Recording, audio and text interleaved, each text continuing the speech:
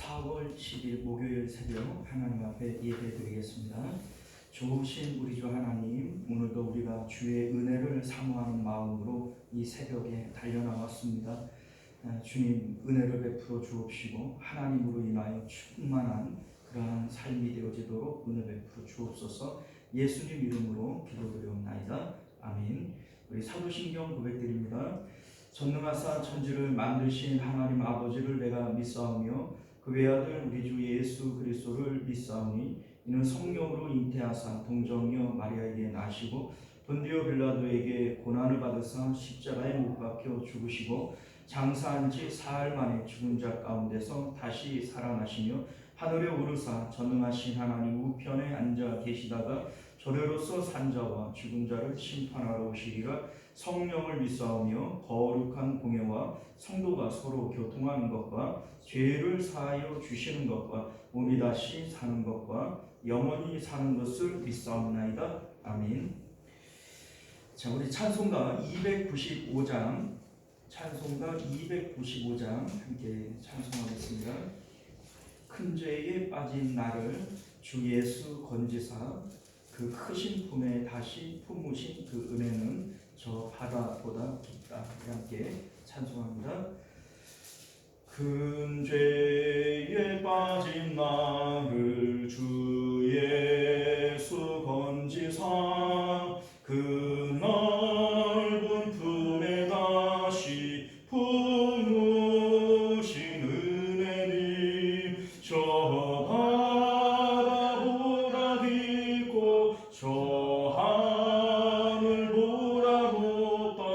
그 사랑 영원토록 나 찬송하리라. 말로 더욱 귀하다. 말로 더욱 귀하다. 한이 없이 넓은 우리 주의 사랑 날로 더욱 귀하다. 옛날에 유대 땅에 주 예수 다닐 때 그 은혜 받으려고 큰 무리 모였네. 눈먼 자 병든 자를 다 고쳐주셨으니 나 같은 죄인까지 그 은혜 받도다. 날로 더욱 귀하다. 날로 더욱 귀하다. 한이 없이 넓은 우리 주의 사랑 날로 더욱 귀하다. 주 크신 사랑으로 만 백성 위하여 그 십자가의 고난 다 받으셨으니 그 속죄 받은 성도 큰 소리 함께 높여 온 천지 울리도록 주 찬송하리라. 날로 더욱 귀하다. 날로 더욱 귀하다. 한이 없이 넓은 우리 주의 사랑 날로 더욱 귀하다. 할렐루야. 자, 하나님 말씀 봅니다. 로마서 8장 12절에서 17절까지 말씀 함께 교독하여 읽도록 하겠습니다. 그러므로 형제들아 우리가 빚진 자로 돼 육신에게 져서 육신대로 살 것이 아니니라. 너희가 육신대로 살면 반드시 죽을 것이로되 영으로서 몸의 육신을 죽이면 살리니 무릇 하나님의 영으로 인도함을 받는 사람은 곧 하나님의 아들이라. 너희는 다시 무서워하는 종의 영을 받지 아니하고 양자의 영을 받았으므로 우리가 아빠 아버지라 부르짖느니라. 성령이 친히 우리의 영과 더불어 우리가 하나님의 자녀인 것을 증언하시나니 자녀이면 또한 상속자 곧 하나님의 상속자여 그리스도와 함께 한 상속자니 우리가 그와 함께 영광을 받기 위하여 고난도 함께 받아야 할 것이니라. 아멘. 자, 우리 함께 기도하겠습니다. 은혜로우시고 자비로우신 우리 주 하나님, 우리가 오늘도 주님의 복된 말씀을 통하여 하나님의 뜻을 발견하게 하시고 그 뜻대로 살아감으로 하나님의 영생의 복을 받아 누릴 수 있는 저희도 되게 하여 주옵소서. 예수님 이름으로 기도드리옵나이다. 아멘. 자, 오늘 우리는 함께 읽은 본문의 말씀을 중심으로 나는 누구에게 빚을 지고 사는가 라고 하는 제목으로 하나님 말씀 함께 나누도록 하겠습니다. 나는 누구에게 빚을 지고 사는가. 자, 오늘 12절 말씀을 보면 사도 바울은 우리가 빚진 자다 이런 표현을 사용을 합니다. 이 빚진 자라고 하는 말이 앞뒤 문맥을 잘 살펴보지를 않으면 무슨 뜻인지를 잘 몰라요. 1장 14절에도 이 빚진 자라고 하는 표현이 나왔는데 헬라인이나 야만인이나 지혜 있는 자나 어리석은 자에게 다 내가 빚진 자라 이렇게 표현을 했어요. 자, 그런데 이때에 이 빚졌다라고 하는 것은 복음을 이방인들에게 전해야 될 사명이 내게 있기 때문에 나는 빚진 자다 이렇게 표현을 한 겁니다. 이 표현은 뭐 사실 우리가 이해하기가 어렵지 않습니다. 자, 그런데 오늘 본문에서 나오는 내가 빚진 자다라고 얘기하는 이 빚은 앞뒤 문맥을 통해서 살피지를 않으면 이게 도대체 뭘 빚졌다고 하는 거냐 이거를 이해하기 힘들다는 겁니다. 우리 이제 어떤 신학자는 이 표현을 우리가 하나님으로부터 거저 구원을 받은 것이니 이 은혜가 하나님 앞에 빚진 자의 마음이 아니냐 이렇게 표현을 하는데 그럴 수 없어요. 왜냐하면 은혜는 빚이 아니기 때문에 그래요. 은혜 받는 것이 이 빚이라면 빚은 갚아야 되는 것인데 은혜는 갚아야 될 것이 아니잖아요. 그러니까 하나님께 거저 받은 은혜가 우리에게 빚진 자의 마음이다 이렇게 표현할 수가 없는 겁니다. 실질적으로 로마서 4장 4절 이하의 말씀을 보면 사도 바울은 믿음으로 구원받는 우리의 은혜는 이것을 빚으로 생각하지 않는다 이렇게 얘기를 했어요.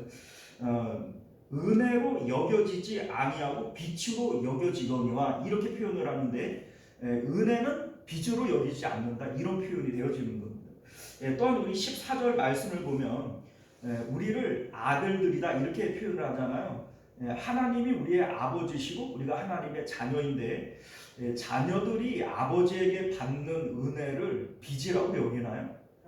그렇지 않아요. 여러분들 우리도 누군가의 자녀들이고 또 우리도 자녀를 키우지만 우리가 부모님에게 받은 은혜를 빚이라고 여겨본 적이 없고 우리의 자녀들도 내가 아이들을 정말 정성을 다해서 키우지만 그 아이들이 그걸 당연한 걸로 여기지 내가 부모님에게 빚을 줬다 이런 생각을 갖는 싸가지들이 있어요? 없어요? 없어요. 그런 싸가지들이 없어요.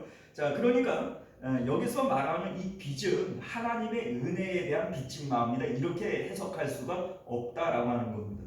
자, 그러면 오늘 본문에서 말하고 있는 우리가 빚진 자다라고 하는 것이 어떤 의미인가? 자, 우리 앞에서 7장에서 우리가 무엇을 하든지 이제 하나님 앞에 선을 행하고 싶은 마음은 있지만 오히려 내가 악을 행한다, 죄를 짓는다 이렇게 얘기를 했는데 이렇게 죄 짓는 것이 내가 짓는 것이 아니라 내 안에 뭐가 짓는다고요?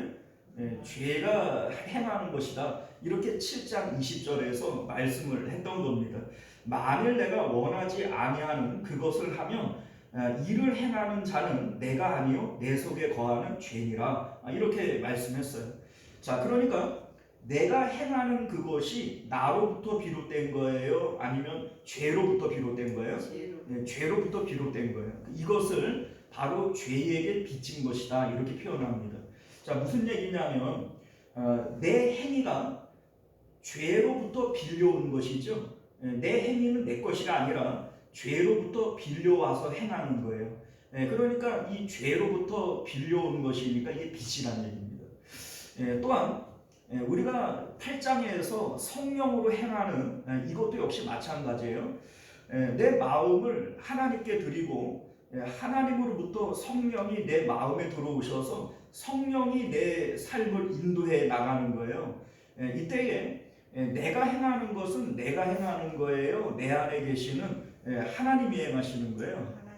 하나님이 행하시는 거예요. 그러니까 내 행위는 성령으로부터 빌려온 거가 되는 거죠. 그러니까 이것도 성령님에게 빚진 것이다 라고 하는 겁니다. 자, 그러니 내가 어떤 행동을 하든지 이 행위는 나로부터 비롯된 행위가 아니라 죄로부터 빌려오든지 성령님으로부터 빌려오든지 내 행위는 무엇인가로부터 빚진 것이 되어지는 거예요. 그래서 오늘 이제 12절에 우리가 빚진 자다 이렇게 표현을 한 겁니다.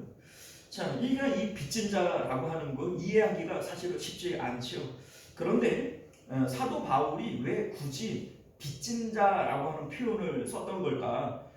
이 빚진 자라고 하는 표현을 쓰는 이유가 있어요. 우리가 하나님으로부터 이제 행동을 빌려온 거다 이렇게 표현을 안 쓰고 빚진 자다 이렇게 표현을 쓰는 이유는 빚이라고 하는 것은 반드시 갚을 날이 와요, 안 와요? 안 갚으려고 하면 안 돼요, 그죠? 어쨌든 모든 빚은 반드시 갚을 날이 오게 되어집니다. 자, 그런데 우리가 죄에게 빚지게 되어질 때에는 죄에게 이 값을 치러야 될 것이고 성령님에게 그 행동을 빌려오게 될 경우에는 성령님에게 값을 치러야 되는 거예요. 자, 그럼 13절 말씀을 보면 너희가 육신대로 살면 반드시 죽을 것이로되, 자, 우리가 육신에 매여 죄에게 팔렸다 이렇게 우리 7장 14절에 말씀했잖아요. 그러니까 육신에 매여서 죄에게 팔린 삶을 살아가게 되어질 때 죄에게 빚진 것이 되어지는데 이 빚진 것을 반드시 갚아야 돼요. 근데 이 갚을 때에는 뭘로 갚아야 돼요? 죽음으로 갚아야 된다는 거예요. 그래서 육신대로 살면 반드시 죽을 것이로되 이렇게 얘기를 하는 것이고, 영으로서 이 성령으로 얘기하는 거죠. 성령으로서 몸의 행실을 죽이면 살리니, 자, 성령에게 우리가 행위를 빌려서 살아가게 되어질 때에는 이것은 영생으로 나타나는 것이다 이렇게 말씀하고 있는 겁니다. 자, 그런데 성경은 우리가 마땅히 내 자신의 행동이라고 할 것은 처음부터 없어요. 나는 죄에게 빚을 져서 죄로부터 행동을 빌려 살든지 아니면 성령님에게 행동을 빚져서 살든지 둘 중에 하나밖에 없어요. 그러니까 우리는 뭐에 빚지든지 빚진 자다라고 하는 것인데, 우리가 성령님께 빚을 지지를 않으면 하나님의 아들들이 아니다 이렇게 얘기를 합니다. 우리 14절 말씀을 보면 무릇 하나님의 영으로 인도함을 받는 사람은 곧 하나님의 아들이라. 자, 우리는 이제 이런 거예요. 분명히 성령에게 빚을 지는 것, 하나님에게 빚을 지는 것도 진짜 빚은 빚이죠. 어쨌든 빚은 빚이에요, 그죠? 그런데 이것은 아버지에게 지는 빚은 빚으로 여기지를 않는 겁니다. 왜냐하면 죄에게 빚을 질 때에는 사망과 멸망으로 갚아야 되지만 우리가 하나님에게 성령에게 빚을 진 것은 그 영생으로 갚아주신다 이렇게 얘기를 하잖아요. 마치 비유를 들자면 이런 것과 같아요. 우리가 이제 그 설날이나 이렇게 되어지면 세배를 하잖아요. 이제 엄마 아빠 이제 세대들이 먼저 세배를 하고 그리고 이제 꼬맹이들 이 깐난쟁이들 이제 손주들이 세배를 해요. 그런데 어떤 아이들은 그 세배를 곧잘 흉내 내서 하지만 어떤 그 꼬맹이들은 아주 그냥 세배하라고 그러면은 막 도망다니고 막 그러잖아요. 그러면 그 엄마 아빠들이 그 아이를 강제로 잡아다가 머리를 꾹 눌러가지고 세배를 시켜요. 그러면 이 아이가 하는 거예요? 부모가 시키는 거예요? 부모가 시켜. 자, 그러니까 이 아이 입장에서는 부모에게 이 행동을 빚진 겁니다. 그죠? 이게 이제 빚졌다라고 하는 표현이란 말이에요. 그런데 내가 부모에게 빚졌다고 그 뭡니까 갚아야 되나요? 오히려 그렇게 억지로 머리를 눌러서 세배를 시켰으면서도 불구하고 세뱃돈을 오히려 받아요. 그죠? 네. 그러니까 이게 만약에 이 타인 남에게 그렇게 했다면 아마 보수를 원할 거예요. 내가 너 절시켜줬으니까 세뱃값의 절반은 놔줘. 막 이렇게 했을 텐데 부모가 이 아이의 머리를 눌러서 행동을 시킨 것은 분명히 부모에게 행동을 빚진 거죠. 그러나 이것을 갚아라 이렇게 얘기를 하는 것이 아니라 오히려 세뱃돈으로 더 돌려주는 거죠. 자, 이렇게 성령님에게 우리가 행동을 빚지는 것은 영생으로 갚아주고 그 행위에 대해서 행한 대로 갚아주리라 하시는 상급으로 돌려주는 겁니다. 자, 그러니 우리 인생 가운데 내 행동이라고 할 만한 것은 있어요, 없어요? 없어요. 우리는 죄에게 내 행동을 빌려서 살든지 성령님에게 내 행동을 빌려서 살든지 어차피 우리 인생은 누군가로부터 빚져야 되는 거예요. 내 행동을 빚져야 되는 거예요. 그러나 이왕에 빚질 것이라면 죄에게 빚지지 말고 하나님에게 빚을 져라. 이렇게 지금 성경은 말씀하는 거예요. 이유가 뭐냐면 죄에게 빚을 져서 살게 되어질 경우에는 반드시 갚을 날이 오는데 그때에는 네 생명으로 갚아야 되는 것이고 죽음으로 갚아야 되는 것이다. 그러나 성령님에게 우리 아버지에게 빚을 지는 것은 반드시 영생으로 돌려줄 뿐만 아니라 그 행위에 대한 그 상급으로 돌려주는 것이다. 그러니 누구에게 빚을 져야 되겠냐? 이렇게 지금 질문을 하는 겁니다. 또한 지금 이 말씀 가운데 14절을 보면 무릇 하나님의 영으로 인도함을 받는 사람은 곧 하나님의 아들이다. 이런 얘기를 해요. 자, 다시 말해서 죄에게서 행동을 빌려서 죄에게 빚지고 살아가는 사람은 하나님의 아들이 아니라는 거예요. 그 마귀 새끼라는 겁니다. 우리가 성령님에게 행동을 빚지고 그렇게 성령의 인도를 받고 살아갈 때 그것이 하나님의 아들들이라고 하는 증거가 되어진다는 거예요. 그 다음 15절을 보면 너희는 다시 무서워하는 종의 영을 받지 아니하고 양자의 영을 받았으므로 우리가 아빠 아버지라고 부르짖느니라. 갑자기 왜 무서워하는 종의 영 이런 얘기를 왜 하는가? 자, 이게 왜 이런 표현을 사용하는지를 알아야 되는데, 자, 내가 뭔가 빚지려고 해요. 그러니까 내가 돈이 없어서 빚을 져야 된다면 처음부터 사채업자를 찾아가나요? 아니면은 엄마 아빠를 먼저 찾아가나요? 엄마 먼저 찾아. 그게 정상이죠. 처음부터 사채업자를 찾아가는 사람은 부모가 있는 사람이에요, 없는 사람이에요? 없는 사람이에요. 절대 그렇게 안 합니다. 자, 그런데 우리가 행동을 빚지려고 할 때 먼저 사채업자 같은 이 죄를 찾아가 가지고 나중에 갚을 때에는 목숨으로 갚아야 되고 죽음으로 갚아야 되는 이 사채업자 같은 마귀를 찾아가는 것이 어떻게 하나님의 자녀일 수 있냐? 그것은 무서운 종의 영을 받은 자들이 아니냐, 이거 말하고 싶은 겁니다. 우리가 하나님을 아버지라고 부르고 성령의 인도를 받는 자들이 하나님의 아들들인데 우리가 하나님의 자녀들이라면 당연히 누구를 먼저 찾아가야 돼요? 아버지를 찾아가야 되는 것이고 아버지로부터 빚지는 것이 이게 마땅한 일이 아니냐, 이러한 입장에서 15절의 말씀을 하고 있는 겁니다. 자, 여러분들, 우리가 하나님을 아버지라고 불러요. 그런데 사실 우리가 이제 양자가 되어진 거잖아요. 너희는 양자의 영을 받았으므로 아빠 아버지라고 부르짖느니라, 이렇게 지금 로마서가 말씀하고 있는 건데, 양자가 되어진다라고 하는 것이 이게 사실은 쉬운 일이 아닙니다.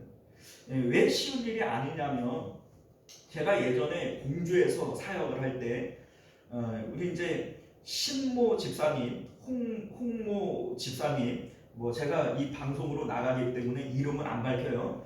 자, 그런데 이제 이분들이 지금은 장로님, 권사님이 됐는데 그 고아원에서 이렇게 자원봉사를 하다가 이제 그 여자 아이를 딸로 이렇게 입양을 했어요.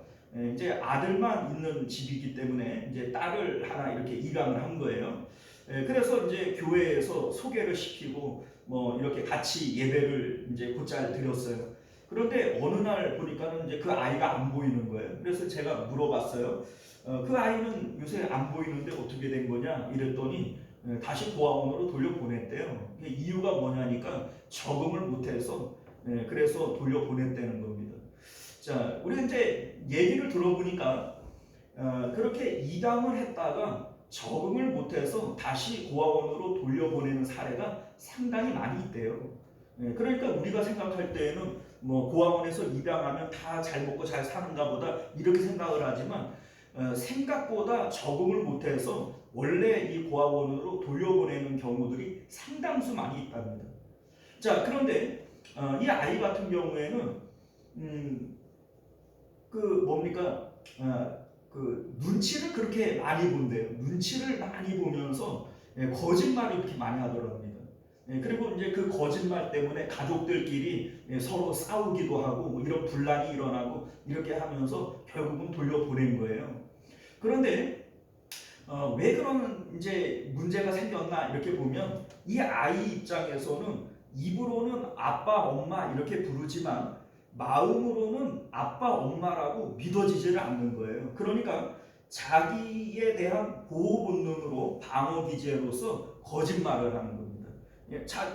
이제 두려운 마음이 있으니까 자기를 보호하기 위해서 이런 거짓말 저런 거짓말 막 계속 하게 되어지지 않겠어요? 자, 그런데 결국은 그러한 일들이 양자로 이렇게 이제 뭡니까 선택을 받았지만 적응을 하지 못하게 되어짐으로써 다시 파양을 하게 되어지는 이러한 결과로 이어지게 된 것이죠. 자, 그런데 이 얘기를 제가 들으면서 이런 생각이 좀 드는 거예요. 오늘날 우리들이 그렇지 않냐 이런 생각이 듭니다. 우리가 분명히 하나님을 아버지라고 불러요. 그리고 내가 하나님의 자녀라고 얘기를 합니다. 그런데 실질적으로는 내 마음에서 하나님을 아버지로 인정을 못하는 거예요. 그러니까 우리의 기도가 우리의 삶이 자꾸 거짓말로 점철이 되어지는 겁니다. 자, 이를테면 우리가 뭐 살면서 돈 걱정, 노후 걱정, 건강 걱정, 자식 걱정 여러 가지 이런 염려에 붙잡혀 살잖아요. 그 이유가 뭐냐면 하나님을 아버지로 온전히 인정을 하지 못하기 때문에 그런 겁니다.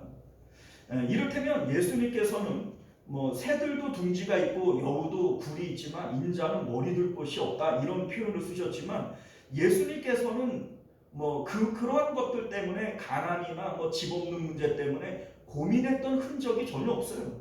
이유가 뭡니까? 하나님이 아버지가 되어지시기 때문에 그래요. 천지를 창조하신 전능하신 하나님이 내 아버지이시기 때문에 예수님께서는 풍랑 가운데에도 두려워하지 않습니다.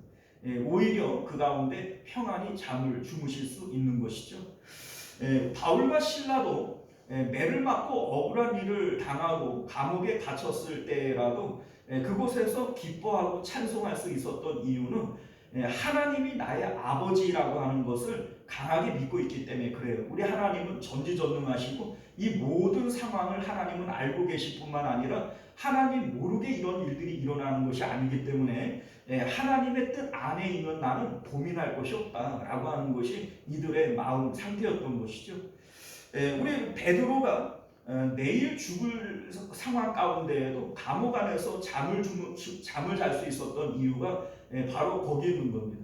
하나님이 나의 아버지시라면 내 삶에 대하여 더 이상 걱정할 일들은 없는 것이다. 너희가 무엇을 먹을까 마실까 입을까 염려하지 말아라. 하늘 아버지께서 너희에게 있어야 할 것을 이미 아시느니라.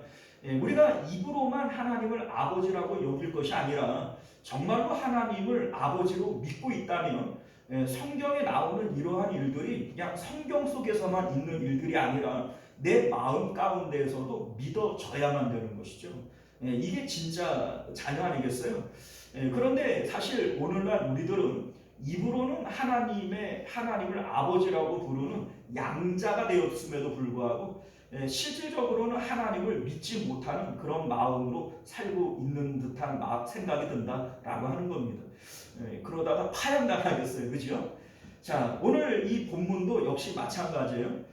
너희가 정말로 하나님을 아버지라고 여길 것 같으면 이왕에 빚을 질 거면 죄에다가 사첩자 같은 죄에게 가가지고 빚을 질 거냐, 아니면 너희 아버지에게 빚을 질 거냐. 너희들이 진짜 하나님을 아버지라고 여긴다면 당연히 아버지에게 빚지려고 하는 것이 당연한 것이 아니겠느냐, 이것을 지금 말씀하고 싶은 겁니다.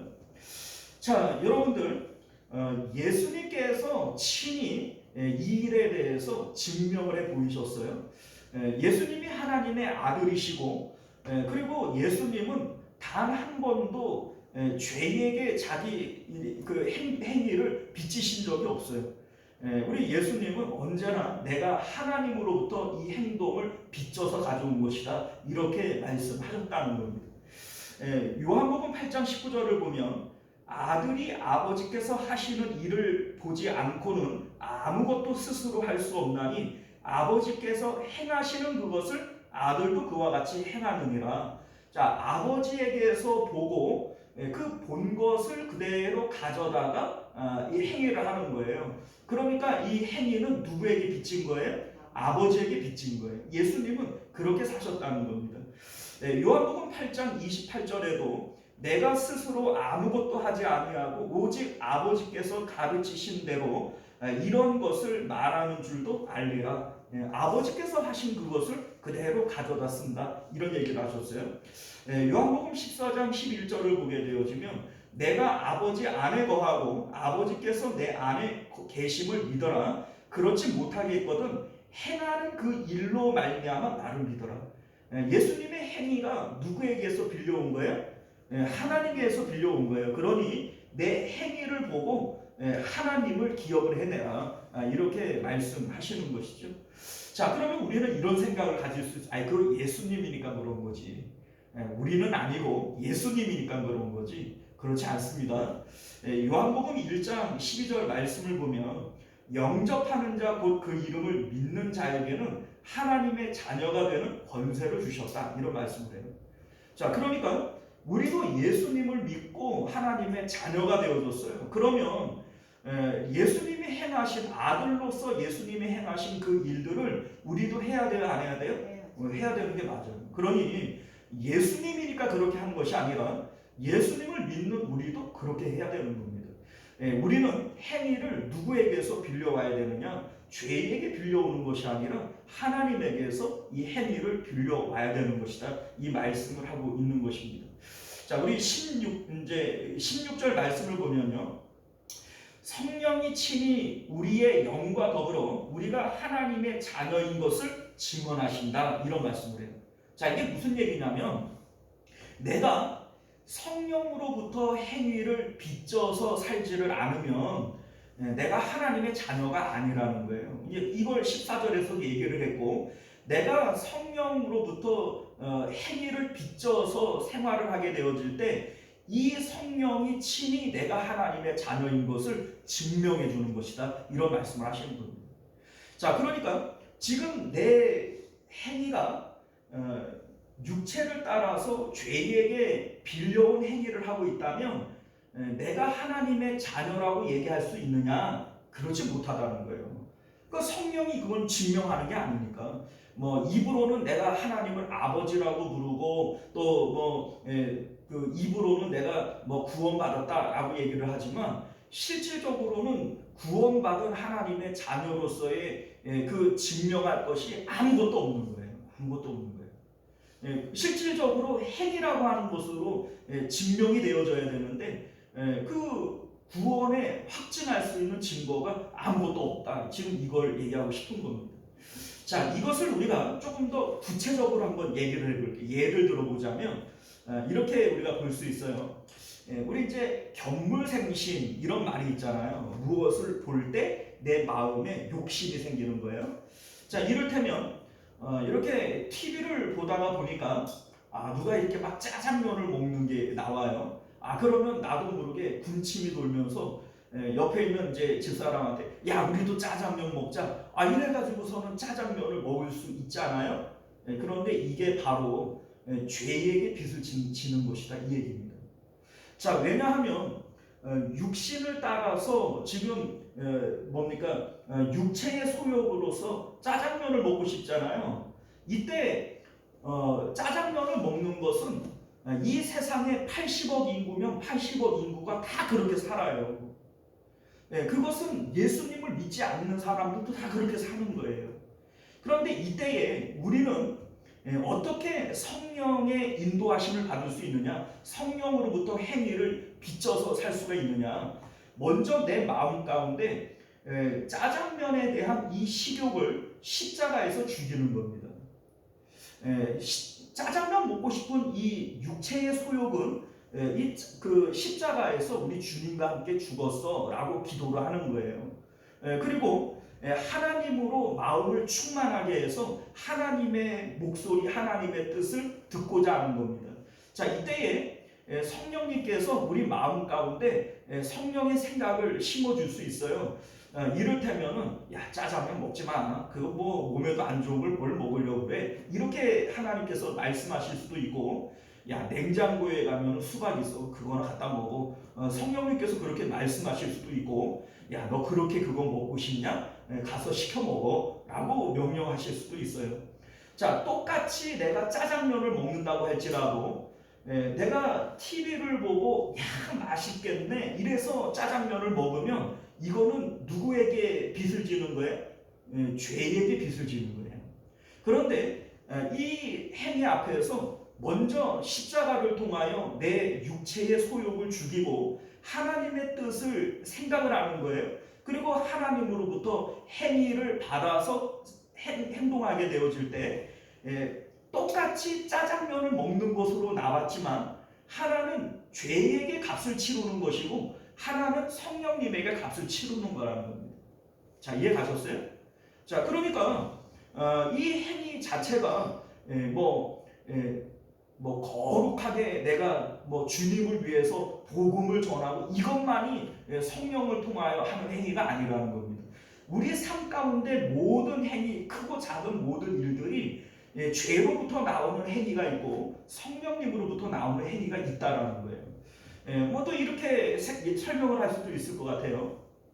동창회를 갔어요. 근데 동창회를 갔더니 그 오래간만에 보는 그 동창 아이가 멋진 그 명품 핸드백에다가 굵은 다이아몬드 반지를 이렇게 끼고 아주 그냥 제대로 옷을 입고 와가지고 사람들에게 막 이렇게 의시되는데 주변에 있는 아이들이 다 거기 달려들어가지고 칭찬을 하고 부러워하고 막 이래요. 자, 이때에 내 마음 가운데에도 부럽다 이런 마음이 생겨요, 안 생겨요? 생기죠. 생기죠. 이 부러운 마음이 생기는 것은 이 땅에 80억 인구면 80억 인구가 다 같은 마음을 품는 거예요. 자, 그러니까 이거는 믿음으로 특별할 것이 있어요, 없어요? 없어요. 그런데 오직 의인은 믿음으로 말미암아 살리라 라고 얘기하는 이 믿음이라고 하는 거는 뭐냐면 그 부러워하는 마음, 나도 갖고 싶다라고 하는 이 마음을 십자가에서 예수님과 함께 죽여버리는 거예요. 그리고 내 마음은 하나님으로 배불러서 더 이상 이 명품 가방 또 다이아몬드 반지가 부럽지 않을 만큼 내 마음을 하나님으로 채우는 거예요. 자, 이 상황에서 성령님께서는 내 마음에 감동을 주십니다. 야, 그거 별것도 아니야, 필요 없어 라고 얘기할 수도 있고 그거 말고 너는 더 좋은 거 내가 줄게 이렇게 얘기할 수도 있고 내가 너에게도 그거 똑같은 거 내가 선물해 줄게 하나님이 그렇게 하실 수도 있는 거예요. 하나님으로부터 이 반응이 어떻게 올지는 우리가 알아요, 몰라요? 몰라요. 그러나 우리가 성령으로부터 행위를 빚어온다라고 하는 것은 이러한 과정을 밟아가야 된다는 겁니다. 자, 우리 17절 말씀을 보면요, 자녀이면 또한 상속자 곧 하나님의 상속자요 그리스도와 함께한 상속자니 우리가 그와 함께 영광을 받기 위하여 고난도 함께 받아야 할 것이니라 이렇게 말씀해요. 자, 여기서 왜 갑자기 고난에 대한 얘기를 할까요? 자, 이 고난이라고 하는 것이 뭐 사도 바울처럼 옥에 갇히고 매를 맞고 이런 걸 얘기하는 게 아닙니다. 자, 우리 앞에서 내가 주님과 함께 십자가에 못 박히는 행위가 먼저 있어야 된다고 했잖아요. 이게 바로 주님과 함께 고난을 받는 거예요. 자, 왜냐하면 주님과 함께 고난을 받는다면 예수님은 지금 고난을 받아야 안 받아요? 지금은. 예수님은 이제 고난 받을 일이 없어요. 그런데 우리가 어떻게 예수님과 함께 고난을 받죠? 십자가에 못 박히신 예수님과 함께 내가 그 십자가를 지는 거예요. 이게 주님과 함께 받는 고난이라는 거죠. 2000년 전에 예수님은 그 십자가에 못 박히셨지만 지금 우리는 성령님으로부터 이 행위를 비치기 위해서는 그 예수님의 십자가에 지금 내가 함께 또 못 박혀야 되는 거예요. 자, 이를테면 짜장면을 먹고 싶을 때 먼저 그 욕구를 십자가에서 죽이는 일이 쉬워요, 어려워요? 어려워. 이게 쉬운 게 아니에요. 그까지면 짜장면 그게 아닙니다. 여러분들 이거 자체가 내 삶 가운데 돈 갖고 싶고 건강 갖고 싶고 뭐 이거 먹고 싶고 저거 먹고 싶고 이러한 육체의 소욕이 일어날 때마다 이것을 십자가에서 내가 날마다 죽이는 일이 이게 바로 우리의 고난이라는 겁니다. 그런데 이 고난이 없이는 주님으로부터 행위를 빚어올 수가 없고 주님으로부터 행위를 빚어오는 것이 아니라면 하나님께 받을 상급도 없게 되어지는 거예요. 그러니까 주님과 함께 상 받기 위해서는 주님과 함께 고난도 받아야 되는 것이다. 이렇게 말씀하는 것임을 믿으실 수 있기를 바라요. 자, 우리가 하나님으로부터 행위를 따라 상급을 받습니다. 각 사람이 행한 대로 갚으시리라 이런 말씀을 해요. 자, 그런데 이 행위라고 하는 것이 우리가 좀 전에 말씀을 드렸지만 똑같이 짜장면을 먹는 행위라고 할지라도 이게 같아요, 달라요? 다르단 말이에요. 자, 이를테면 어떤 장로님이 사업을 크게 하면서 교회를 몇 개를 짓고 뭐 교회에 헌금도 많이 하고 전도도 많이 했어요. 자, 그런데 이것이 정말로 하나님에게 상 받을 일인가 라고 하는 것은 무엇을 따라 행했느냐 이게 중요한 겁니다. 겉으로 봤을 때는 교회 지었어, 겉으로 봤을 때는 전도도 하고 뭐 봉사도 많이 했어 이렇게 보여지지만 이것이 죄에게서 빌려온 행위인지 성령에게서 빌려온 행위인지에 따라서 하나님께 대하여 받는 상은 다르다는 얘기예요. 이를테면 이 장로님이 내가 하나님을 위해서 교회도 짓고 뭐 봉사도 많이 하면 하나님께서 나에게 복을 주셔서 사업도 잘 되게 하시고 자녀들도 잘 되게 하겠지 라고 하는 마음에서 이러한 행위를 했다면 이것은 죄로부터 빌려온 거예요? 성령으로부터 빌려온 거예요? 그 죄에서 빌려온 거예요. 그러니까 겉으로 봤을 때 이 세상에서는 자랑할 것이 많은지 몰라도 하나님 앞에서는 자랑할 게 없는 거예요. 그러나 내가 뭐 건강도 없고 돈도 없고 뭐 가진 게 없으니까 나는 오직 그냥 하나님 앞에 예배드리고 기도하는 일밖에는 한 게 없어요. 그런데 이것이 성령으로부터 빌려온 행위라면 누가 하나님 앞에 상 받을 게 더 많겠어요? 네? 자, 무슨 얘기인지 아시겠죠? 우리는 성령으로부터 빌려온 것만이 이게 바로 열매가 되어지고 상급으로 이어지는 겁니다. 오늘 성경이 우리에게 말씀하시는 빚진 자에 대한 의미가 무엇인지를 잘 깨달아 아실 수 있기를 바랍니다. 기도하겠습니다. 은혜로우신 우리 주 하나님, 오늘 우리가 하나님의 말씀을 통해서 우리의 행위는 분명히 죄로부터이든 성령님으로부터이든 빌려와서 사는 것임을 말씀하고 있습니다. 우리 하나님, 빌린 것은 반드시 갚아야 할 날이 오는데 죄에게 빌린 행위는 반드시 죽음으로 목숨으로 갚아야 되지만 성령님으로부터 우리 아버지로부터 빌린 것은 오히려 영생으로 상급으로 갚아주신다라고 하는 것을 깨닫게 하여 주옵소서. 이 양에 빚지고 살아갈 것이며 아버지에게 빚지게 하시고 그래서 하나님 앞에 받을 상이 있는 저희들 되도록 은혜 베풀어 주옵소서. 거룩하신 우리 주 예수님 이름으로 간절히 기도드리옵나이다. 아멘. 자, 우리 주기도문으로 예배를 마칩니다. 하늘에 계신 우리 아버지여, 이름이 거룩히 여김을 받으시오며 나라가 임하시오며 뜻이 하늘에서 이룬 것 같이 땅에서도 이루어지이다. 오늘 우리에게 일용할 양식을 주시었고 우리가 우리에게 죄 지은 자를 사하여 준 것 같이 우리 죄를 사하여 주시었고 우리를 시험에 들게 하지 마시옵고 다만 악에서 구하시옵소서. 나라와 권세와 영광이 아버지께 영원히 있사옵나이다. 아멘. 자, 우리 계속해서 함께 기도하실 때 먼저는 말씀을 기억하시며 기도하시기를 바라겠고, 나라를 위해서 기도하실 때 다가오는 대선을 위해서 특별히 기도하시고, 또 우리 교회를 위해서, 또 부흥을 위해서, 우리 환우들을 위해서 기도하시고, 또한 우리 가정을 위해서, 자녀들을 위해서도 함께 기도하실 수 있기를 바랍니다. 우리 주여 한번 외치고 기도하겠습니다. 주여, 은혜로우신 우리 주 하나님 감사합니다. 오늘 우리에게 주시는 하나님